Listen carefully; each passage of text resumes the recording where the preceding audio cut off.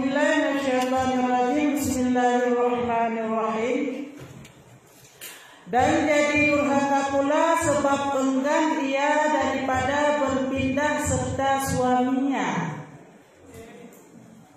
Ya, jadi masih berlanjut mengenai masalah beberapa hal atau beberapa perkara yang membuat istri durhaka kepada suami. Jika istri durhaka kepada suami, maka ibadah istri tidak akan diterima. Jadi kita sebagai istri seharusnya wajib memperhatikan beberapa hal ini supaya terhindar daripada yang namanya nusyuz. Jadi kalau misalnya sudah terlanjur, maka wajiblah meminta maaf supaya ibadah kita diterima oleh Allah. Bukan tidak sah tapi diterima. Beda sah dan diterima. Kita dalam melakukan ibadah sesuai dengan aturan syariat, sesuai dengan ketentuan yang telah ditetapkan, ya, ini namanya ibadah kita sah. Tapi belum tentu ibadah kita diterima. Ya, ibadah kita diterima jika kita sebagai istri tidak nusyuz kepada suami. Tapi kalau nusyuz kepada suami, maka walaupun ibadah sah tetap tidak diterima.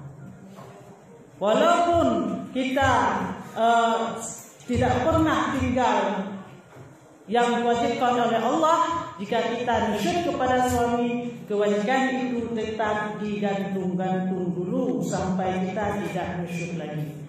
Makanya wajib sekali kita memperhatikan hal-hal yang membuat kita nusyuz kepada suami bagi yang sudah ada suami.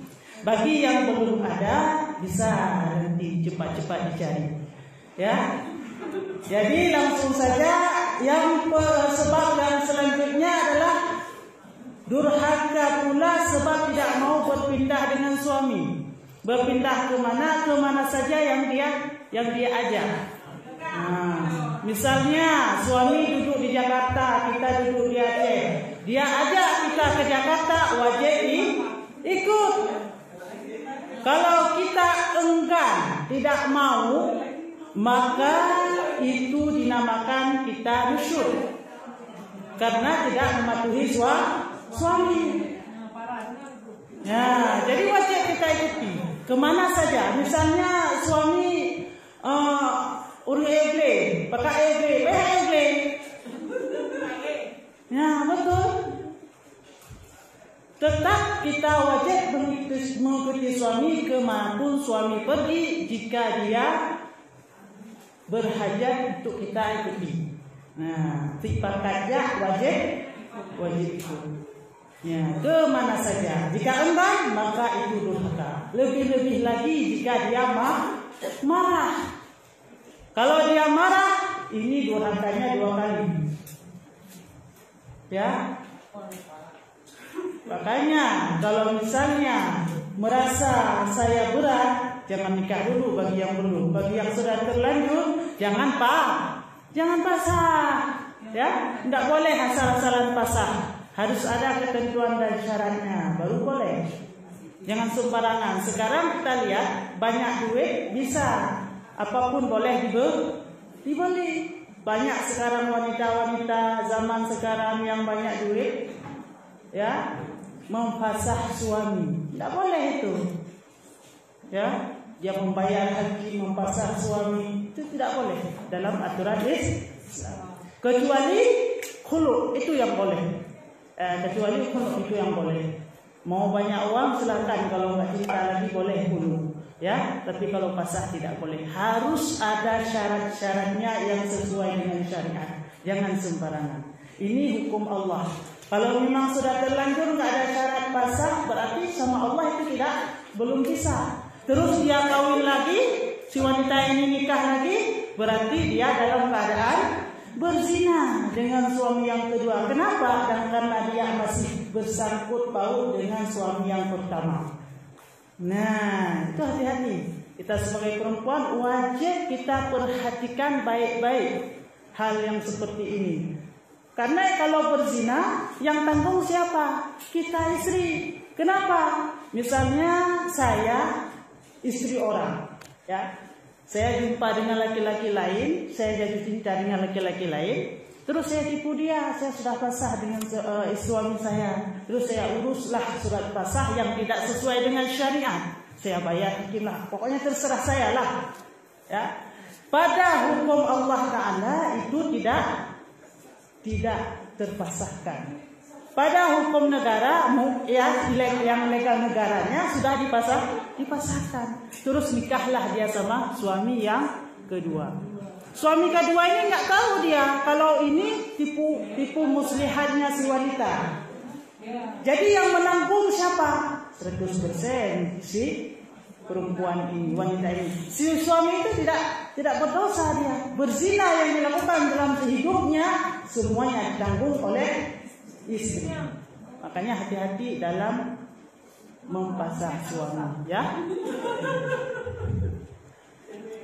Kembali lagi ke sini. Nah, sebab-sebab kita durhaka kepada suami adalah enggan berpindah bersama dengan suami. Dan durhaka pula sebab menutup ia akan pintu ketika mendatangi masuk suaminya kepadanya. Ya. Model nang muhop na orang ko bungai hanapa pintu. Ya, kenapa ada disebutkan dalam kitab seperti itu? Karena itu perangai wanita. Perangai wanita kalau memang tidak suka gegabah terus ya. Ya.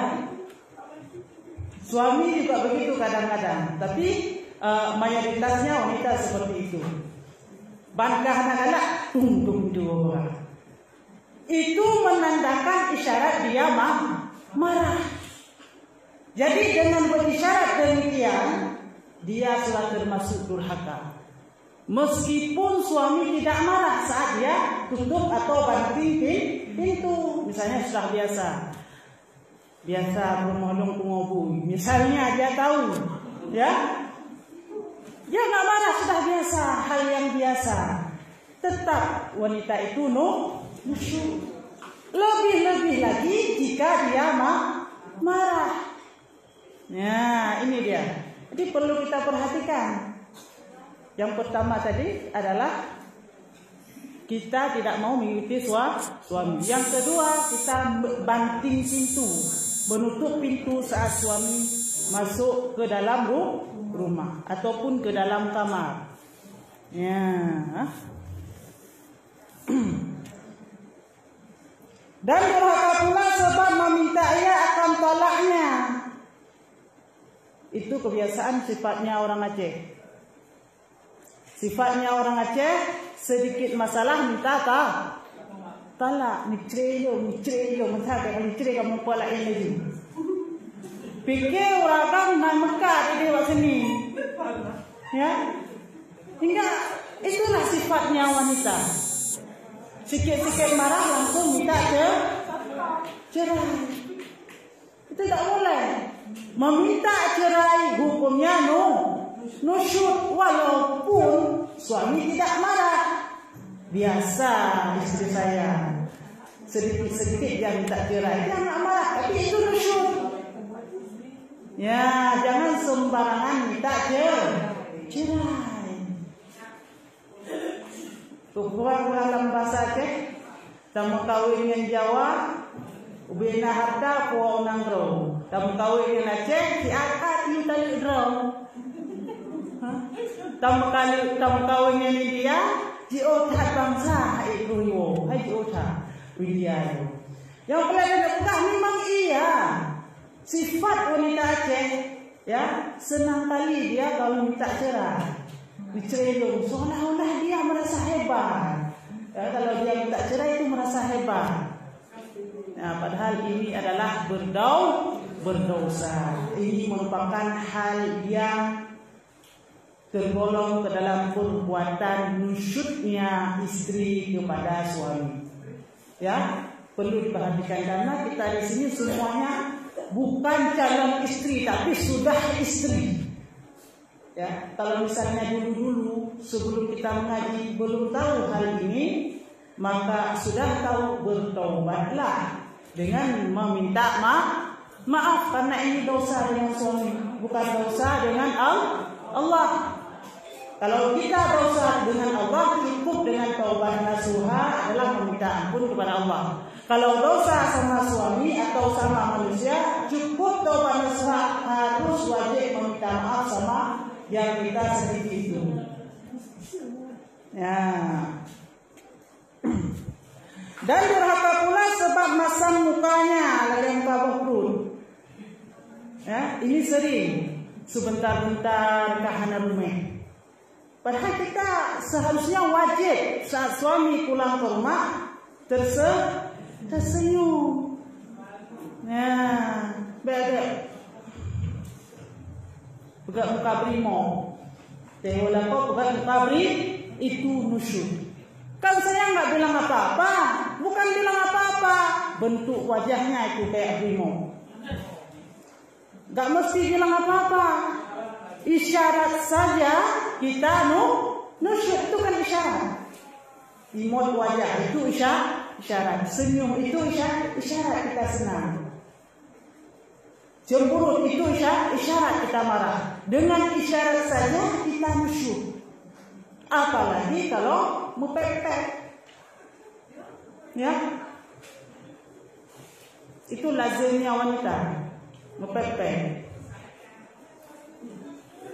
Karena pukul ke lako, hanam kan pukul, ilong ya, itu tidak boleh. Imot wajah saja, nusyuk apalagi pepet, hanam kan pukul, pukul karena kata ini dibilang bapak, tidak mau kata kan, cara mau pepet orang. Ada ini kata ini pokoknya kata-kata yang buruk mandumna bapak-bapaknya. Ya, nah itu dosa. Ya, jadi kita wajib mengenal dalam hal ini tidak diperhatikan siapa suami kita. Aku mesti tingku lagi yang tidak mesti. Hana mesti. Ya, siapa saja suami kita kalau dia sudah menjadi suami kita wajib kita taati supaya kita jangan nusyuk. Ini yang sungguh kita sayangkan, ya. Kita beramal banyak-banyak, tidak memperhatikan hal-hal yang membuat kita nusyuk kepada suami, sehingga amal kita ditegak dulu. Amal kita ditegak. Saat nanti kita meninggal, kita menuntut sama Allah, ya Allah, saya sholat tidak pernah bolong-bolong, saya puasa selalu rajin, ya Allah, mana pahala saya, ya Allah. Kita memang ini manusia penuntut, selalu kita tuntut. Apa Allah jawab? Ya, puasa kamu, sembahyang kamu, ibadah kamu sudah saya berikan kepada suamimu. Sedih nggak? Sedih, kenapa? Karena capek-capek kita tanam di dunia untuk petik hasil di akhirat, tapi kosong yang mengambil manfaat karena efek siapa? Efek kita sendiri nusyuk sama suami. Makanya ini menuntut fardu belajar kitab tasawuf, itu kitab yang kita baca ini wajib, ini fardu. Kan udah lucu-lucu, ini fardu ain bagi kita wanita. Baik sembarangan dalam rumah tangga. Setiap kita rumah tangga, kita harus punya ilmu. Jangan sampai salah kaprah. Asal rumah tangga ini merupakan ladang amal, ladang ibadah, menjadi ladang maksiat, ladang neraka. Ya. Yang asal-asalnya apapun yang kita lakukan dalam rumah tangga sangat banyak pahalanya. Kita masak buat suami, pahalanya melimpah. Ya, kita buat air untuk suami, pahalanya melimpah. Tapi dikarenakan kita enggan, tidak mau mematuhi hal-hal yang buat kita nusyuk kepada suami, maka jadi durhaka, jadi ladang dosa. Makanya belajarlah dan amalkanlah sebaik-baiknya. Nyobek bek bak pengajian berdahulu. Yang cukup kita sayangkan, orang-orang yang lari daripada tempat pengajian ini sungguh disayangkan. Allah belum membukakan hatinya. Alhamdulillah yang ada di sini semua Allah bukakan hidayah untuk mau belajar ilmu Allah. Orang yang tidak mau belajar ilmu Allah, sungguh itu adalah orang yang sudah ditutup hati oleh Allah. Kita ingat tengoknya. Sayang kita ingat tengoknya. Kalau pegat pengajian di sekolah, di kepala ini pegat lagi tu. Tapi enggan lagi, belum dari tempat pengajian. Program udah belum dari yang pun dah berlaku. Dia fikir kan hidupnya habis-habis. Dunia ini hanya sementara, sebentar saja kita hidup. Ada 3 tahun umur, 2 hektar menancik dong. Lebih daripada itu bonus. Kemana kita kembali ke dalam tanah liat, tempat asal kita.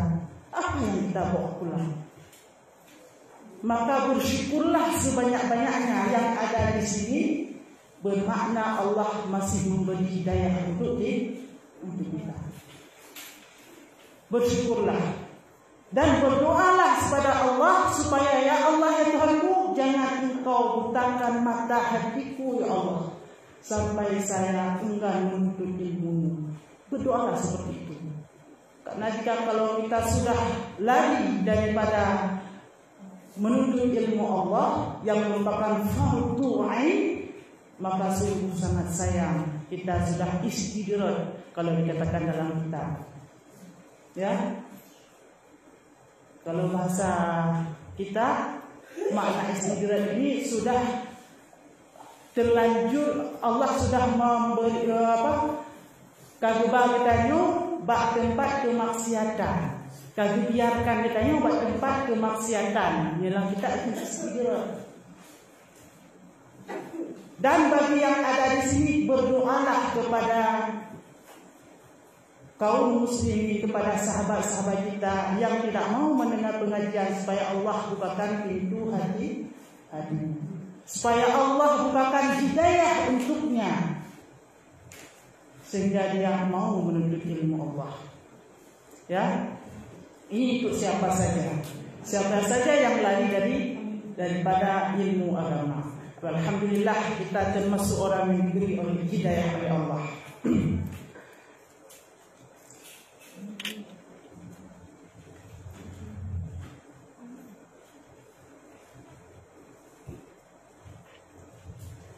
Dan lagi beberapa banyak perbuatan yang jadi durhaka perempuan akan suaminya itu tersebut di dalam kitab fikih. Maka manakala berbuat oleh perempuan akan suami daripada segala yang tersebut itu, dan jikalau dengan satu lahbah sekalipun, niscaya tiadalah wajib atas suaminya memberi nafkahnya dan di hari itu.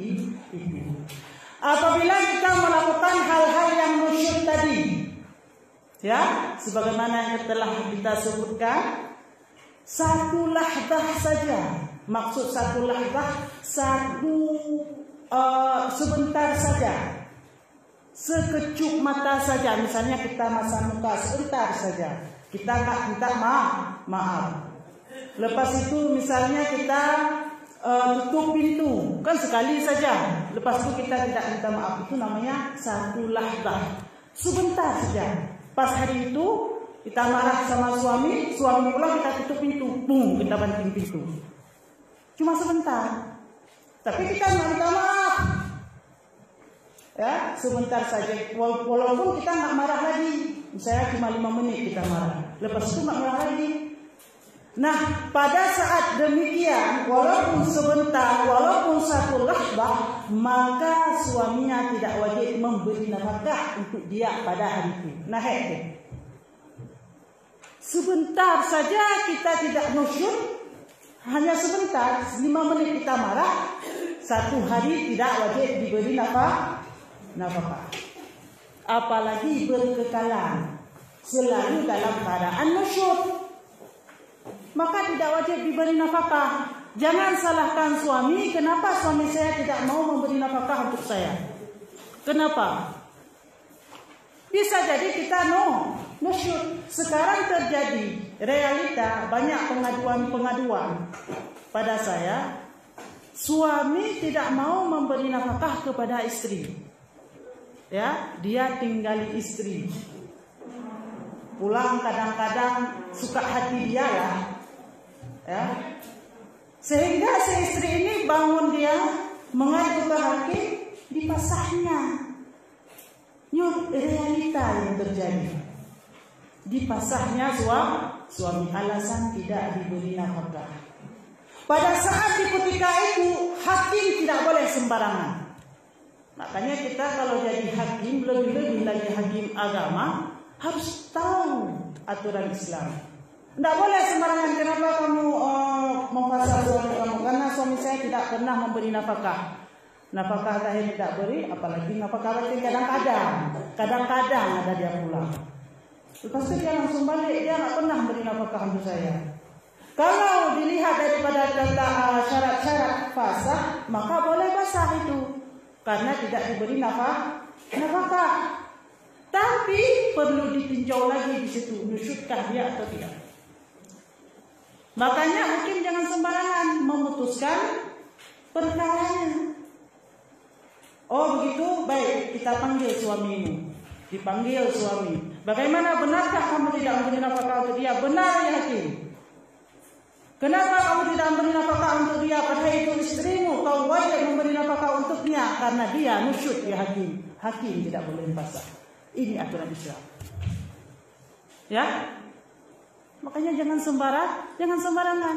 Kalau ada hati-hati yang menerima langsung, kalau begitu langsung diputuskan mempasah tanpa memanggil suami, maka ini hukumnya zina seperti yang kita bilang tadi.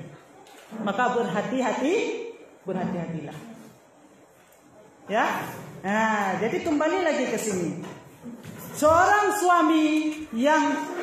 istri yang sudah nusyud pada suami walaupun sebentar saja, maka adalah istri tersebut tidak berhak mendapat nafkah dari suami, dan suami tidak wajib memberi nafkah untuk dia pada saat itu.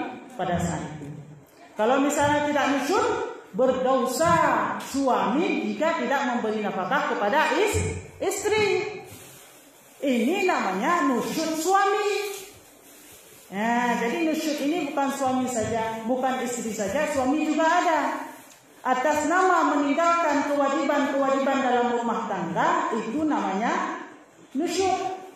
Istri dalam rumah tangga wajib khadam. Jika dia enggan khadam, maka dia nusyud, ibadahnya tidak diterima. Suami dalam rumah tangga wajib memberi nafkah. Jika dia enggan lari daripada hal ini, tidak mau memberi nafkah, maka dia nusyud, ibadahnya tidak diterima. Ya, jadi kan tanya mentang terima ibadah, termasuk suami juga tidak diterima ibadah jika tidak melakukan kewajibannya sebagai suami. Ya, Mbak. Jadi di sini dikatakan hanya nusyud istri, yaitu durhaka kepada. Terus bagaimana kalau misalnya, pertanyaan, kalau misalnya suami saya nusyud alias tidak memberi nafkah untuk saya, terus saya ini khadam untuk dia, saya tidak pernah nusyud untuk dia, tapi dia nggak mau memberi nafkah untuk saya, bagaimana hukumnya? Apakah saya boleh memfasahnya? Kalau misalnya dia cuma memberi nafkah batin misalnya, ya. Nafkah batin sudah lazim kita tempatkan ke situ, padahal bukan, ya, nggak apa-apa. Dia hanya memberi nafkah batin misalnya, tidak memberi nafkah zahir. Apakah saya boleh memfasahnya? Ini tidak boleh juga. Tidak boleh juga. Kenapa? Karena dia selalu dengan kita walaupun dia tidak memberi nafkah zahir material. dia tidak memberi materi untuk kita. Itu sudah namanya nusyud dia. Dosa dia. Jika memang sudah tidak tahan lagi, bagaimana? Misalnya kita nggak tahan lagi dengan keadaan seperti itu. Lako pungung. Wong tumipak tumetron. Nafkah dan tidak? Ya, ada sebagian daripada saudara kita yang mengalami hal demikian. Nggak pernah dia memberi kita nafkah zahir, hanya nafkah batin. But poh tengok saja. Pakai sabe, itu bagaimana? Bolehkah saya mempasahnya? Itu baru boleh, karena kita sudah tersiksa dalam rumah tangga. Karena tidak ada lagi yang namanya adalah kebahagiaan. Karena tujuan kita menikah adalah menciptakan keluarga sakinah, mawaddah, warahmah. Kalau misalnya itu tidak ada lagi, tidak bisa dibentuk lagi, maka itu baru boleh mengadu ke hakim. Hal itu pun enggak langsung diputuskan oleh hakim. Diberi peringatan dulu pada suami. Kamu wajib memberi nafkah untuk dia. Sekali diberi, 2 kali sampai 3 kali, jika memang tidak berubah, maka hakim baru boleh memutus. Yang putuskan pasal itu hakim. Ingat, yang putuskan pasal itu hakim. Suami tidak berhak dalam ikut campur. Saya tidak mau, walaupun tidak mau jika ketentuannya, jika syaratnya sudah lengkap dan istri tidak ridha, maka tetap kamu dipasahkan. Itu hakim. Kalau khulu bukan hakim, itu bedanya.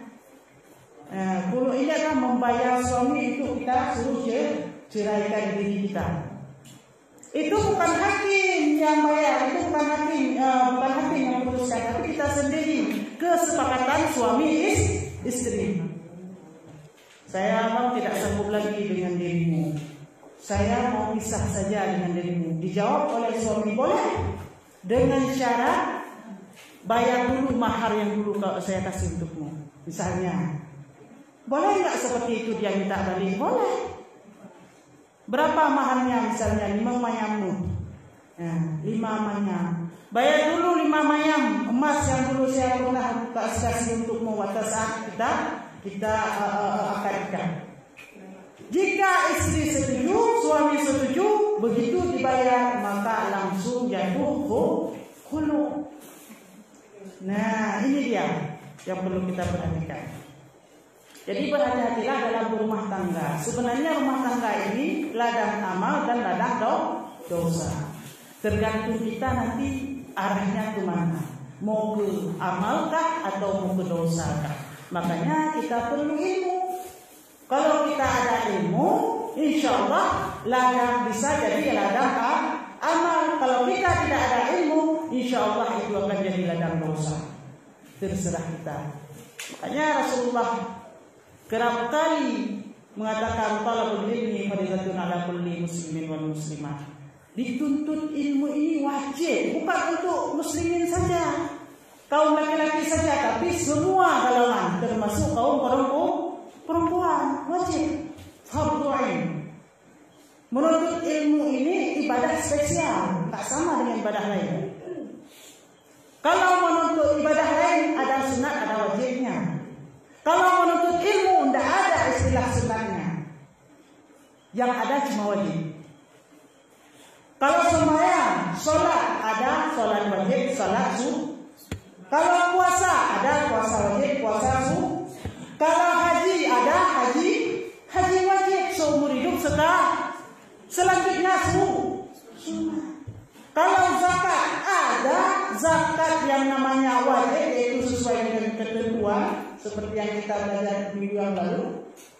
Ada yang istilah sedekah sunat, atas nama mengeluarkan harta, sedekah sunat. Semua ibadah ada wajib dan sunatnya kecuali tuntut ilmu. Tuntut ilmu nggak ada wajib, nggak ada sunatnya, yang ada cuma wajib. Wajib apa? Kalau bukan wajib fardu ain, ya fardu kifayah. Pokoknya dua. Kalau bukan fardu ain, ya fardu kifayah. Adakah sunnah menuntut ilmu? Tidak ada.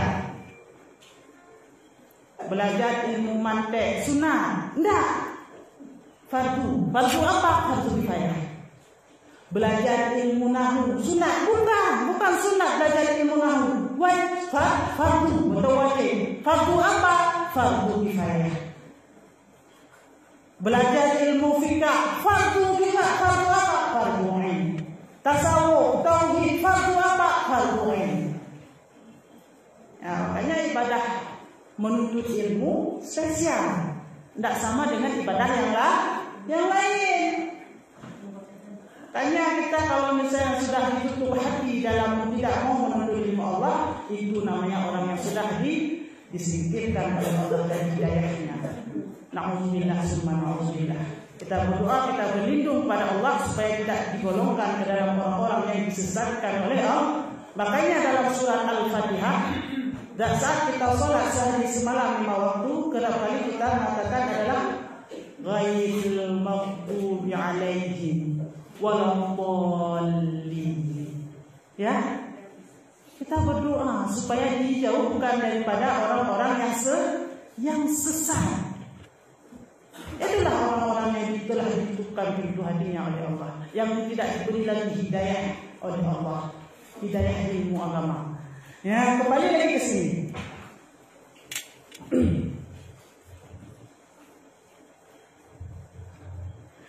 Dan tiada pula wajib gilirannya, tetapi hukum perempuan yang demikian itu sebenarnya bahwa meninggalkan akan dia oleh suaminya pada tempat ketidurannya hingga balik daripada durhaka itu kepada kebajikan taat pula. Ya, jadi orang atau istri-istri yang sudah nusyuk kepada suami, maka istri tersebut pada hari itu tidak wajib diberi nafkah oleh suami. Itu yang pertama. Tapi bagaimana juga perlakuan suami kepada istri yang nusyuk? Perlakuan suami kepada istri yang nusyuk ialah dengan cara ditinggal sendiri. Pegang pantai, ditinggalin sendiri di situ di rumah. Jangan temani, begini hukum yang sebenarnya. Nafkah tidak wajib dan ditinggali sendiri di rumah. Bagaimana cara tinggali sendiri di rumah? Suami kan tidak ada rumah lain, nggak mungkin tidur di menasa. Berarti pisah kamar. Jangan tidur satu kamar dengan dia. Yang dekat suami jerah itu istri biasa, ya. Sebenarnya begini yang disuruh dalam Islam. Kalau misalnya sudah nusyuk istri, jangan kira nafkah, jangan tidur dengan dia. Jangan open kalau istilah kita bilang. Tidak usah open. Apakah suami berdosa jika tidak open? Kita tidak berdosa, tergantung kitanya nanti bagaimana. Kalau kita nusyuk memang wajib begitu dia. Kalau kita tidak nusyuk itu baru berdosa. Nah, tergantung kitanya bagaimana. Ya.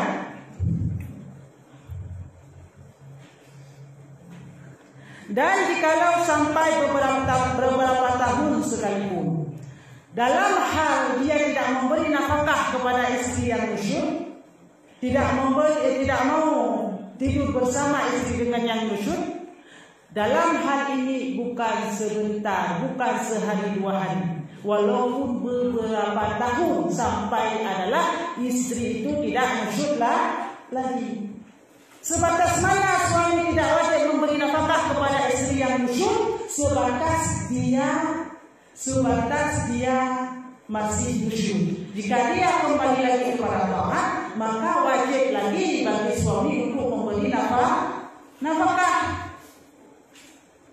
Kalau misalnya dia tidak pernah berubah, selalu dalam keadaan nusyuk, alias dia setelah nusyuk tidak minta maaf, maka selamanya walaupun bertahun-tahun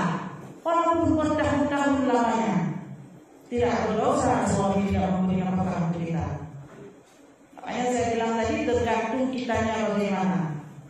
Kalau kita kadang-kadang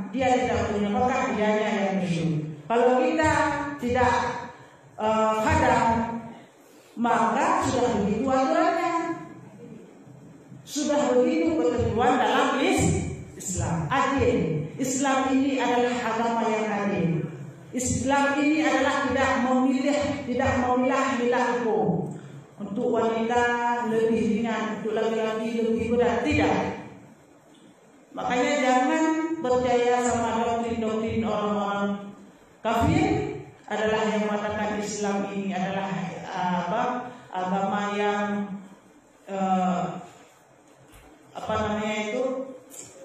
teroris lah, semacam menidak, membawahi perempuan. Tidak ada. Islamlah yang membangkitkan derajat wanita. Makanya jangan pernah, kenapa dalam Al-Quran Allah mengatakan fankihu ma tabalakum matna wa thulatha wa ruba'? Kenapa enggak dikatakan, kenapa di situ mesti laki-laki, kenapa tidak perempuan? Oh, Islam ini tidak adil, na'udzubillah. Itu salah. Setiap yang Allah syariatkan itu sebenarnya hukum yang memang Allah sudah tahu itu cocok untuk kita, adil untuk kita. Allah hanya mensyariatkan fankihu ma tabalakum matna wa thulatha wa ruba', hanya laki-laki. Maka nikahlah perempuan-perempuan yang kamu sukai, matna wa thulatha wa ruba', 2, 3 sampai 4. Itu hanya untuk laki-laki, tidak untuk perempuan. Kenapa perempuan tidak boleh begitu? Kenapa laki-laki boleh poligami, perempuan tidak boleh poliandri? Dan begitu. Apakah hukum Islam tidak adil? Adil. Inilah hukum yang adil. Allah sudah menciptakan kodrat wanita, yaitu lemah. Kodrat wanita, dia tidak kuat fisiknya, tidak sama dengan laki-laki. Allah menciptakan kodrat laki-laki itu kuat fisiknya, lebih, begitu juga dengan syahwatnya. Makanya dibolehkan di situ. Bukan sunat, jangan salah paham, bukan sunat tapi boleh. Kan ada orang bilang sunat kawin, ya. Kan ada begitu. Dasar dari mana? Dari perbuatan Rasulullah, yaitu beliau poligami sebanyak 9 dalam satu riwayat, 11 dalam satu riwayat. Kan dari dasar itu, karena sesuatu yang disandarkan kepada Rasulullah itu namanya sunnah. Betul? Betul ya? Sesuatu yang dibuat, baik itu qauli, perkataan, ya, fi'li, perbuatan, ataupun takrir, pengakuan Rasulullah, itu namanya sunnah atau kita bilang hadis. Ya. Jadi sesuatu yang disandarkan kepada Nabi, kalau kita mengikuti beliau, itu hukumnya mendapat pahala sunnah. Sedangkan poligami tadi pernah dilakukan Rasulullah. Ini perbuatan Nabi. Lantas kenapa Umi bilang itu boleh, bukan sunnah? Jadi pertanyaannya, kenapa? Boleh sunnah jika sesuai dengan perlakuan Nabi ada. Baru dapat pahala sunnah, baru dapat pahala. Tapi kalau tidak adil, ini tidak dapat pahala, malah berdaulat. Makanya dalam Al-Quran disebutkan di situ boleh, tergantung nanti kitanya mau berbuat seperti Nabi buat ataupun adalah senang-senang kita. Biasanya karena ada suami dan dua beda suara, karena yang baru kedua pada yang lama. Biasanya begitu. Makanya orang yang poligami itu ditilai dulu, apakah dia itu sesuai dengan sunnah Nabi, baru dapat pahala sunnah. Kalau tidak sesuai, berarti dia dapat dosa. Dosa itu siapa yang memberi? Allah. Siksaan nanti di akhirat Allah. Makanya kita tenang-tenang saja wanita. Kalau misalnya suami mau kau lagi, biarkan saja. Boleh? Boleh? Apa dia orang tertentu?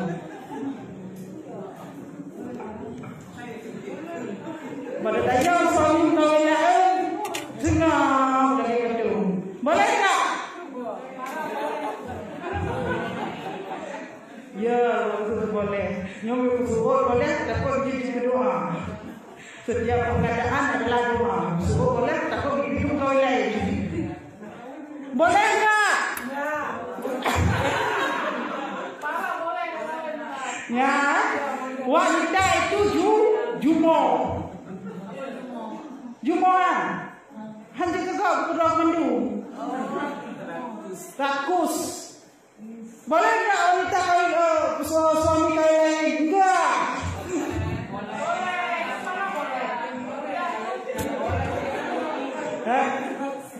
Ya?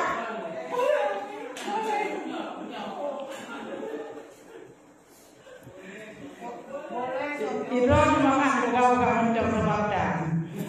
Gimana? Dem berlebihan. Ya.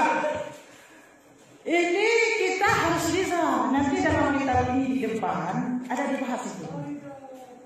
Kita ada dibahas itu secara mendetil. Bagaimana hukumnya kalau kita tidak bisa? Ya, nanti dibahas. Kita nggak bahas sekarang. Ya. Yang penting kita mau kita bilang adalah boleh ya?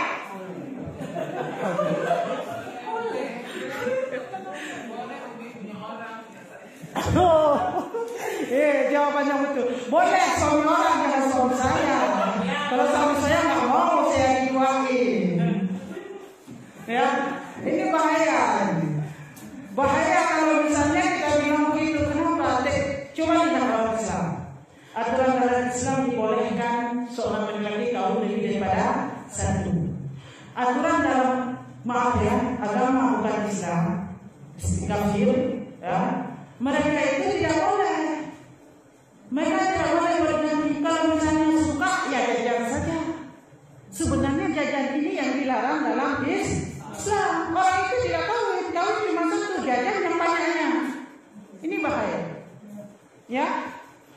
Kalau dalam Islam tidak boleh jajan. Kalau mau langsung nikah. Makanya jangan pernah beranggapan orang suami yang istrinya banyak itu sudah memang kentalnya, belum tentu ya, asal dia adil. Tapi kalau misalnya nafkah nggak ada, cuma mau kawin saja, itu yang jauh kebenaran. Ya.